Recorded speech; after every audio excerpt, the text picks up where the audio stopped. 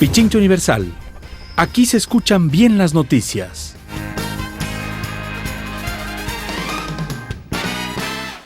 En la línea telefónica está José Villavicencio, presidente del Frente Unitario de Trabajadores. Estaba viniendo a nuestros estudios, pero como siempre, pues el tráfico, ¿no? El tráfico dificulta ese arribo a tiempo. De todas maneras, agradezco a José Villavicencio. Sabemos que el presidente Moreno se reunió ayer con los dirigentes del Frente Unitario de Trabajadores, con quienes dialogó sobre las propuestas de reformas laborales. Moreno ha indicado que este encuentro responde a los espacios de diálogo que se han abierto para regresar a la cordura con base a grandes objetivos nacionales. Señor Villavicencio, buenos días. ¿Han regresado o no a la cordura, como dice el presidente? Buenos días, un gusto poder compartir esta entrevista, saludarles a nombre de nuestra central sindical y del Frente Unitario, pedir disculpas a ustedes y a su audiencia por no poder estar en su sede como tal. Nosotros consideramos de que fue una reunión importante. Digo importante porque se han consensuado 6 temas de que unos son de inmediata aplicación y otros son para la discusión. Y en esa línea nosotros consideramos de que es importante. La una es de que no se presente ningún proyecto de reforma laboral hasta que no se discuta, no se debata, no se llegue a consensos con los distintos sectores, que nos parece que es muy importante. 2, el tema de reestructurar el tema del Consejo Nacional del Trabajo, donde nosotros entendemos de que ese tiene que ser el espacio donde se discuta la política de empleo y la política salarial que debe ser reestructurado. 3, el tema de que se resuelva el tema del representante del Consejo Directivo del IES, tomando en consideración de que el 2016 no existe nuestro representante y que ahí hemos planteado 2 mecanismos. La una es de que la Asamblea Legislativa tiene que reformar el artículo 28 de acuerdo a la sentencia de la Corte Constitucional omitida en marzo del 2016, pero también hay otro mecanismo que se puede elegir de acuerdo a la misma ley vigente, en vista de que hemos hecho varias consultas con abogados del derecho en esta línea y han planteado de que la sentencia está en el marco de una sentencia diferida, y eso entonces hace de que mientras existe esta sentencia diferida se puede plantear nuestro representante basados en la misma ley actual hasta que la Asamblea ojalá algún día reforme el artículo 28, digo algún día porque ya han pasado 3 años o más de 3 años y no se ha hecho. Otro aspecto es la aplicación inmediata de la oratoria de las enmiendas. Usted conoce de que eso fue derogado en 30 de agosto del 2018, lo ratificó la Corte actual en abril de este año y que tiene que ser la inmediatamente aplicación para que esos derechos que en su momento fueron los trabajadores, fueron contratados a través de la LOCEP, pasen al Código del Trabajo de acuerdo a su actividad y se beneficien de la libertad sindical, la contratación colectiva y un tema fundamental que es el derecho al trabajo como se lo ha venido planteando. Quinto acuerdo es de que las partes aceptamos la asistencia técnica de la OIT en el tema de las reformas laborales, en el tema de la misma seguridad social. Y un aspecto adicional que nos parece que no deja de ser importante es la conformación permanente de 3 mesas de trabajo. La mesa referente a los derechos de los trabajadores, que tiene que discutirse las reformas laborales, el tema del respeto a la libertad sindical, a la contratación colectiva, que se analice la derogatoria del decreto 813 y todo lo que tiene que haber o todo lo que tiene que estar relacionado al tema de los derechos laborales. La segunda mesa es el tema de la seguridad social, que no deja de ser importante frente a lo que está ocurriendo en el Instituto de Seguridad Social, donde nosotros hemos planteado nuestra posición, donde el gobierno tiene su posición y tiene que entrarse a discutir, a debatir para recuperar nuestro patrimonio, que es fundamental. Y la tercera es la mesa de lo económico. Nosotros hemos planteado y ratificamos de que hay alternativas para resolver el déficit fiscal y no se puede entonces seguir con la misma política de implementar políticas neoliberales beneficiando a la banca, a los grandes grupos económicos de este país mientras se le dé el garrote al pueblo ecuatoriano. Y entonces consideramos de que estas 3 mesas son fundamentales para el debate, para la discusión y sobre todo para darle alternativas al pueblo ecuatoriano. Ahora, señor Villavicencio, el jefe de Estado también evidentemente reconoció que es complicado ponerse de acuerdo. Los puntos que podrían ser coincidentes para establecer una suerte de agenda mínima, usted ya los ha mencionado, pero ¿cómo va a ser entonces la parte operativa de estas 3 mesas que usted plantea van a funcionar para lograr ir desarrollando cada uno de los temas? Es evidente de que el señor presidente planteó que en estas mesas debe ser considerado el vicepresidente. En la mesa de los laborales es evidente que estará a cargo del ministro Madero y invitarán a las instituciones de que ellos crean pertinente para discutir el tema del empleo y los derechos de los trabajadores. Inmediatamente discutiremos.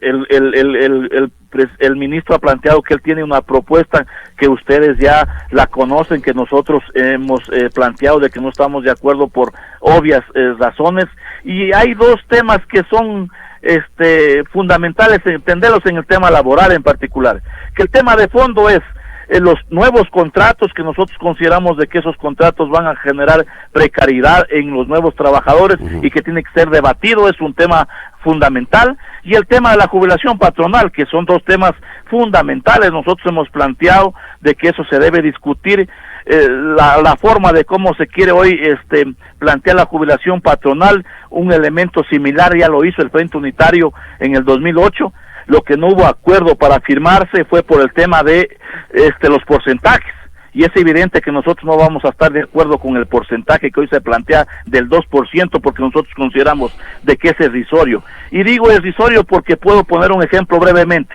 Si es que una persona tiene una remuneración de $500 y ha trabajado 30 años, estaría cogiendo alrededor de $18,000. Si es que hoy se aplica esta nueva fórmula, se estaría cogiendo 3,800, entonces una amplia afectación. Entonces nosotros hemos planteado que eso no podemos estar de acuerdo y que tiene que entrar a revisión. Y entonces esto lo hará la mesa de lo laboral. En el tema de seguridad social es evidente que estará a cargo el presidente, que es Paul Granda, para discutir sobre el tema de la seguridad social. Nosotros hemos planteado ya una propuesta alternativa para recuperar el patrimonio que es de los afiliados, jubilados y por no decir de todos los ecuatorianos, que es necesario hacer lo que nosotros hemos planteado, una auditoría integral en el ámbito administrativo, económico, sobre de cómo se ha manejado, sancionar a los responsables y plantear las alternativas para recuperar el IES. Nosotros hemos planteado que defender al IES es defender la vida y es un tema fundamental. Entonces estará la propuesta del gobierno, presentaremos los trabajadores nuestras propuestas y en esa línea se consensuará los diferentes propuestas, tanto lo laboral, seguridad social. Y en el tema económico es evidente que el gobierno se sigue manteniendo en el tema de la eliminación de los subsidios. ¿Cuál ha sido el justificativo de que el gobierno o el Estado como tal no puede seguir subsidiando a quienes trafican o a las mafias de quienes se llevan los combustibles? Sin embargo, el señor ministro de Defensa dijo en un canal nacional de que ya tienen identificado quiénes son los mafiosos, quienes se llevan los combustibles. La pregunta es, ¿por qué no publican? ¿Por qué no sancionan? ¿Por qué no encarcelan? Y entonces nosotros hemos planteado, señor presidente, que se haga público quiénes son esos nombres. En esa misma línea se ha establecido de que ya tienen identificado 34 rutas por donde se llevan los combustibles. Y entonces, ¿por qué no se pone ahí controles? ¿Por qué no se pone ahí la fuerza pública en el caso de la policía y los militares? Entonces, se sobreentiende de que los militares están para cuidar la soberanía, y cuidar la soberanía significa cuidar los recursos del pueblo ecuatoriano. Entonces, esto es lo que nos preocupa, y entonces ese es el elemento de que ellos han planteado para dar el garrotazo al pueblo ecuatoriano. Y entonces nosotros ratificamos de que hubo una minimización de una reacción social, de un tejido que está descontento por las políticas neoliberales, de que eso se ve en nuestro país, se ve en Chile y en otros países, porque nosotros ratificamos las políticas del Fondo Monetario Internacional no han servido antes y peor van a servir ahora. Y en esa línea entonces nosotros consideramos de que hay alternativas para resolver el déficit fiscal y que deben ser consideradas, deben ser analizadas, deben ser debatidas. Tengo tres preguntas que las voy a ir detallando de una en una y que tienen que ver a tres áreas específicas, señor Villavicencio. La primera, jubilación. ¿Ustedes han hablado o no se habla o se hablará a lo mejor en la mesa el tema de una propuesta en el sentido de incrementar las aportaciones e incrementar los años para la jubilación de los afiliados al Instituto de Seguridad Social? Claramente el Frente Unitario ha planteado estar en contra de esas pretensiones. Nosotros no vamos a aceptar jamás incremento de aportes, incremento de años de la jubilación y reducción de pensiones jubilares como tal. En ese sentido, nosotros hemos elaborado una propuesta que está entregada, que será debatida en las mismas mesas para recuperar nuestro patrimonio, pero ratificamos nuestra oposición a esas pretensiones y no permitiremoslo, porque nosotros, los jubilados, los afiliados, no somos responsables de quienes manejaron el Instituto de Seguridad Social de una manera irresponsable, pensando como que si fuera su hacienda, y nosotros nos ratificamos de que en eso no vamos a ceder en el tema de aumento de pensiones, de edad, de años de jubilación y más aún reducir las pensiones jubilares. Ratificamos de que hay alternativas y esas alternativas serán puestas a debate en la mesa de seguridad social. En el ámbito económico, señor Villavicencio, se está planteando, y lo ha hecho el propio Partido Social Cristiano, que ya rechazó este proyecto de reformas tributarias que está en la Asamblea. Ha dicho que lo que debe hacer el gobierno es acelerar las privatizaciones y achicar el tamaño del Estado, es decir, despedir a más empleados públicos. ¿Cuál es la posición de ustedes? Mire, hay dos elementos. Primero, nosotros jamás vamos a estar de acuerdo con las privatizaciones. Lo que está pasando en Chile es una reacción de los chilenos frente a la privatización. Ya no hay ni educación, no hay ni salud, todo está privatizado y no vamos a permitir de que eso pase en nuestro país. Similar pasa en Argentina, se ha privatizado las reservas del Estado como tal, y entonces nosotros hemos dicho claramente que no estaremos jamás a favor de las privatizaciones. No puede ser posible que las empresas que generan recursos para el pueblo ecuatoriano, como Sinohidro, como CNT, como las mismas eléctricas, se privaticen. Y nosotros hemos dicho claramente, si es que el gobierno persiste en las intenciones de privatizar, nosotros planteamos una consulta popular, que es el pueblo, que sea el soberano quien se pronuncie si es que está de acuerdo o no con las privatizaciones. Segundo, en el tema del achicamiento del Estado, nosotros consideramos de que hay que hacer un análisis adecuado, un análisis técnico del personal, pero ratificamos de que no achicando el tamaño del Estado no se va a resolver el déficit fiscal. Hay que tomar en cuenta otras alternativas. ¿Y qué hemos planteado? Revisar la intermediación petrolera, ahí se llevan $4 por barril de petróleo, por Dios. Segundo, el tema de la evasión de los impuestos. Son $4.300 millones que le evaden al fisco, de los cuales el 51% lo aglutinan 170 grupos económicos, y el otro 50% solo 20 grupos económicos. Entonces, revisemos estas medidas. ¿Cómo es posible que agosto del 2018 haya una evasión de impuestos de $1.600 millones y no se esté haciendo nada por cobrarles?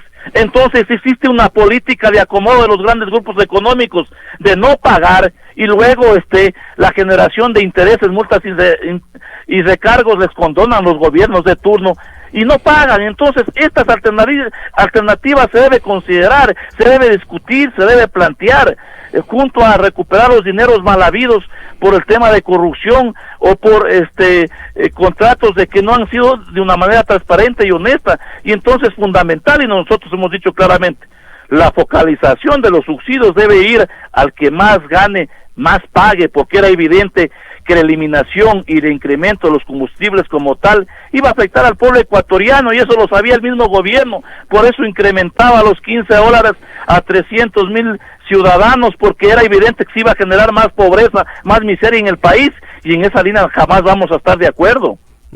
En el ámbito político, ¿van a persistir ustedes, conjuntamente con la CONAIE, que son organizaciones fraternas, en solicitar la renuncia del ministro de Defensa y de la ministra de Gobierno, en este caso, tras los sucesos que se produjeron en las protestas? Y dos, ¿cómo observa usted esta judicialización o esta criminalización que se ha hecho a la dirigencia de la CONAIE y a la dirigencia sindical también, puesto que también están siendo fiscalizados? Nosotros hemos planteado al presidente Moreno dos elementos fundamentales.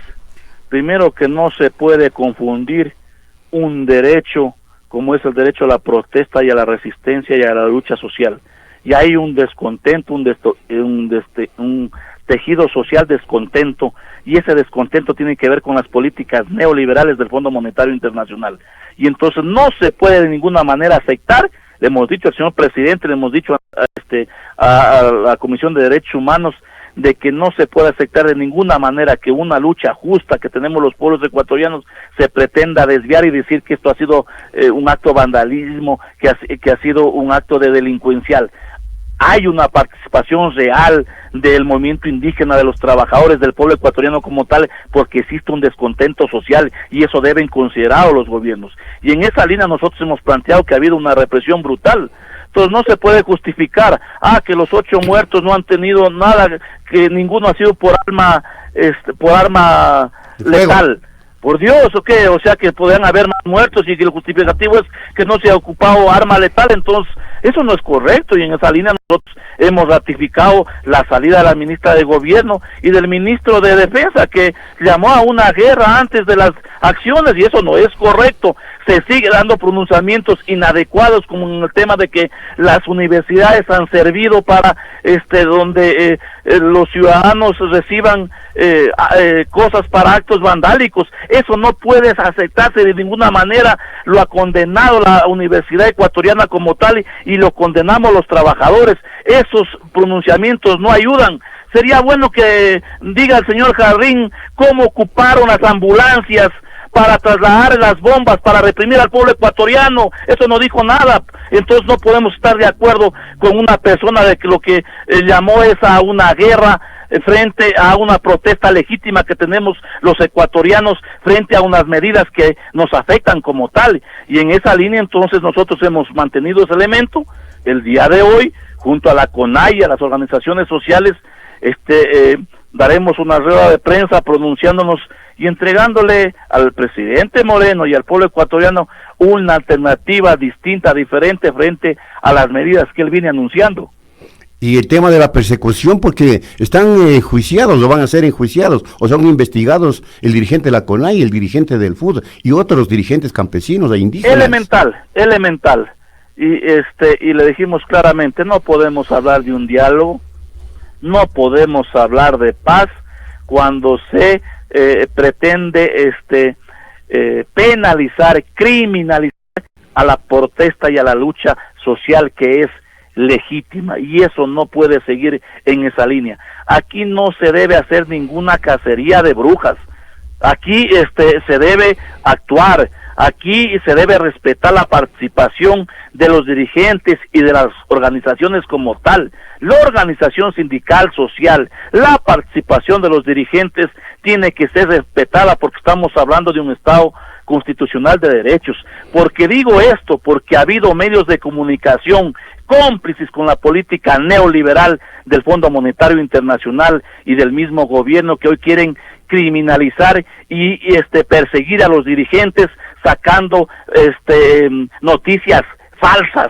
No puede ser posible que hoy se pretenda entonces callar a los dirigentes a través de una persecución y de pronunciamientos falsos. Le decimos a estos medios de comunicación de que por más de que ellos pretendan callar a la voz de los dirigentes sindicales y sociales, no lo van a lograr, porque es un derecho que tenemos y que se debe respetar, y eso es parte de respetar el Estado constitucional de derechos y de justicia social, y de respetar la democracia en nuestro país. Una última cosa, señor Villavicencio, y le pido que me aclare esta aseveración que hizo el ministro de Trabajo, Andrés Madero. Él ha dicho que ya cuenta ese ministerio y el gobierno con una hoja de ruta que va a permitir enviar, en su momento dice, la reforma laboral a la Asamblea Nacional. Entonces, ¿quiere decir que los acuerdos van muy bien con ustedes? ¿O qué pasa? ¿O qué pasa? Porque es medio extraño. Ustedes recién van a instalar las 3 mesas y él ya tiene buena ruta. El Frente Unitario no tiene ningún acuerdo en el tema de las reformas laborales. Nosotros lo ratificamos. Él ha planteado que hay un acuerdo en el Consejo Nacional del Trabajo, lo cual no es parte del Frente Unitario, que puede ser respetado. Nosotros no estamos de acuerdo en esas propuestas. Y entonces, lo único verídico y los acuerdos serán de aquí en adelante. Y es que existe un diálogo honesto y transparente en las mesas que anteriormente he planteado. Los acuerdos que habrán entre trabajadores y gobierno partirán de aquí en adelante. Nosotros ratificamos de que no hay un acuerdo. Él puede tener una hoja de ruta, puede tener una propuesta, la podrá plantear a la mesa de trabajo de los derechos laborales y será debatida, será discutida, pero todavía no existe ningún acuerdo. Nosotros nos hemos opuesto a los contratos precarios, al tema del mecanismo del cálculo de la jubilación patronal y otros elementos. Entonces, nosotros ratificamos al pueblo ecuatoriano que hasta el momento no hay ningún acuerdo en el tema reformas laborales. Lo que hay en acuerdo es sentarnos a la mesa de derechos laborales y discutir, y ratificamos que los acuerdos serán de aquí en adelante. Lo que se ha pronunciado anteriormente, en eso no es parte y no tiene ningún acuerdo del Frente Unitario de Trabajadores. ¿Es una última oportunidad al diálogo? ¿Hay confianza en ese diálogo? Porque ya dialogaron ustedes anteriormente. Es evidente, nosotros hemos planteado ayer al señor presidente de que hay una desconfianza como tal, y que esa desconfianza debe en esta oportunidad que se ha planteado demostrar lo contrario. Si no ocurre, las acciones, las luchas continuarán, eso es evidente, y nosotros aspiramos, así hemos planteado, aspiramos que lo que se trató el día de ayer, de lo que se acordó, se pueda ejecutar, pensando en el país, pensando en los 17 millones de ecuatorianos, y en particular pensando en esos 5 millones de ecuatorianos de la población económicamente activa que están en la desocupación, que están en el desempleo. Muchas gracias a José Villavicencio, dirigente del Frente Unitario de Trabajadores y de la Unión General de Trabajadores del Ecuador, que estuvo en los micrófonos de Pichincha Universal. Pichincha Universal. Aquí se escuchan bien las noticias.